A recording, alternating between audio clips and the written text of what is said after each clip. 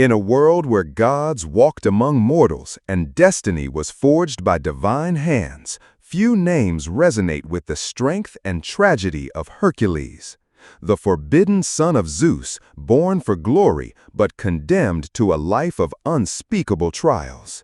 His saga is a tapestry of heroic deeds and profound sorrows, an epic that defied the very wrath of the gods and redefined what it means to be a hero. Do you think you know the story? Prepare to delve into the depths of his legend, unravel the mysteries behind his legendary strength, and witness the ascension of a demigod who became a deity. This is the complete story of Hercules, from the cradle cursed by Hera's envy to his throne on Olympus. A journey where every shadow reveals a secret and every triumph hides a scar. Hercules, whose original name was Alcides, was no mere mortal. He was the result of the union between the omnipotent Zeus, lord of Olympus, and the mortal Alcmene, queen of Tiryns. A forbidden love that ignited a flame of relentless hatred in the heart of Hera, the queen of the gods and legitimate wife of Zeus. From the moment of his conception, Hera swore to make Hercules' life a living hell on earth. And her fury was not long in manifesting itself. Still in the cradle, the prodigious strength of baby Hercules was already evident. Hera, in her desire to annihilate him, sent 2 poisonous serpents to take his life. But what would be the end of any mortal child was only the first of his many triumphs. With his small yet powerful hands, Hercules strangled the beasts, an ominous foreshadowing of the legendary strength he would come to possess. This act of infantile brutality marked the beginning of a life that would be a constant struggle against divine machinations and the most impossible challenges. His adult life, though punctuated by extraordinary feats and unparalleled strength, bore the heavy burden of a tragedy deeply rooted in his soul. Hera's relentless persecution, ceaseless since his cradle, continued to weave its web of cruelty. Through her dark magic and divine influence, the queen of the gods plunged Hercules into a fit of uncontrollable madness, a dark fog that clouded his mind and led him to commit the unthinkable. In a devastating frenzy, the hero, blinded by induced fury, murdered his beloved wife Megara and his own children. The pain and remorse was overwhelming, a pain sharper than any blade. Desperate and with his soul stained by such a heinous crime, Hercules sought help and purification at the sacred oracle of Delphi. The priestess, moved by divine will, pronounced a harsh and unforgiving sentence. To purge his guilt and seek redemption, he was to serve the detestable king Eurystheus of Mycenae for 12 long years. During this period, Hercules would be obliged to perform 12 tasks which would be imposed by the king himself. These challenges, which would forever be known as the 12 labors of Hercules, were by their very nature deemed impossible. They were designed not only to prove his worth and resilience, but to push him to the extreme limits of sanity and strength, in a penance that would echo through all eternity.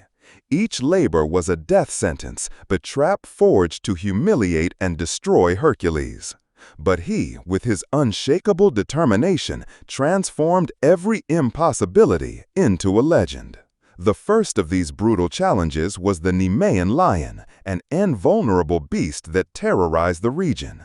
Its hide was so thick that no weapon, forged by man or god, could penetrate it. Hercules, with his superhuman strength, was not intimidated. He confronted the creature in its own lair, where the darkness muffled its roar and intensified the danger. Unarmed, the hero subdued the monster in hand-to-hand combat, strangling it with his bare hands until life left it. From that day on, the lion's skin became his legendary armor, an impenetrable cloak, and an eternal symbol of his indomitable strength, cladding him for the dangers yet to come. Next came the terrible Lernaean Hydra, a monstrous serpent with 9 heads whose breath was pure venom and which possessed a peculiar and frightening regenerative ability. For every head cut off, Two grew in its place, and one of them was immortal. This was not a challenge to be faced alone. With the help of his cunning nephew Iolaus, Hercules devised a strategy. While the hero cut off one of the Hydra's heads, Iolaus quickly cauterized the neck with a burning torch, preventing regeneration. Finally, Hercules crushed the immortal head under a gigantic rock. The Hydra's blood, a lethal poison, was collected and used to poison Hercules' arrows, turning them into even deadlier weapons for his future enemies. Still under the relentless supervision of Eurystheus, the third labor imposed on Hercules seemed less violent but demanded superhuman patience and cunning. He was to capture the legendary Ceryneian hind, a mystical creature of unparalleled beauty, with golden antlers and gleaming bronze hooves, sacred to the goddess Artemis. Capturing it was a challenge, as he couldn't spill a single drop of her blood, lest he incur divine wrath. The hind, swifter than any mortal or animal, could not be harmed. Hercules undertook a pursuit that would last a full year, crossing mountains and valleys, dense forests and swift rivers, day and night without rest. His determination was unshakable. Finally, after this grueling odyssey, he managed to corner the exhausted hind on the banks of the laden river. With a single, precise, and non-lethal arrow shot, he immobilized the hind, capturing it alive for Eurystheus, accomplishing the arduous task without defiling the sacred creature. There was barely time to breathe before the fourth challenge presented itself, the capture of the Erymanthian boar. This was no ordinary creature, but a monstrous beast that terrorized Arcadia, devastating crops and mercilessly attacking local inhabitants. Eurystheus hoped that Hercules would succumb to the animal's untamed fury, or that the complexity of the hunt would lead him to exhaustion and failure. Hercules was not intimidated. He pursued the colossal boar across the snowy slopes of Mount Erymanthus, guiding it into an area of deep, impossible snow, where the uneven terrain and snow density would slow the beast's speed and fury. After a brutal hunt, exhausted but victorious, Hercules managed to corner and immobilize the boar, bringing it alive back to Mycenae, to the terror of Eurystheus, who hid in a jar upon seeing the monstrous beast. Eurystheus' terror was understandable, but with each labor completed, the king's envy grew. For his fifth challenge, Eurystheus, now even more determined to humiliate Hercules, imposed a task he considered impossible and degrading for a hero of his stature: to clean the vast stables of King Augeas of Elis. These stables housed thousands of cattle and had not been cleaned for 30 years. The stench was unbearable, and the accumulated filth was so monumental that it was believed to be a task that would take decades, if not centuries, to complete by conventional means. It was a challenge designed to break Hercules' spirit, tarnish his reputation, and, ideally, lead him to death by disease or exhaustion. But Hercules, always one step ahead of his tormentor's machinations, was not deterred by the repulsive nature of the task. Instead of using shovels and baskets, which would have been an endless chore, he conceived an ingenious plan that combined his superhuman strength with remarkable intelligence.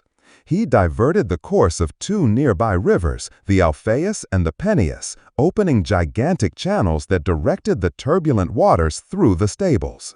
The massive torrent of water swept away all the accumulated filth, dung, and debris in a single day, leaving the stables spotless. Hercules not only completed the work, but did so in a way that mocked Eurystheus' expectation, proving that his cunning was as powerful as his strength. But Eurystheus, relentless in his malice, already awaited with a new and terrifying challenge. The sixth labor seemed, at first glance, less grand, yet no less lethal: to rid the world of the Stymphalean birds. These were nightmare creatures, carnivorous birds that inhabited the swamps and dense forests around Lake Stymphalus in Arcadia. They were not mere birds. They possessed bronze claws, beaks as sharp as metal blades, and, most terrifying, feathers that could be launched as deadly arrows, capable of piercing armor and human bodies. These infernal birds not only devoured local flocks, but also hunted and killed unsuspecting travelers, turning the region into a wasteland of dread and desolation.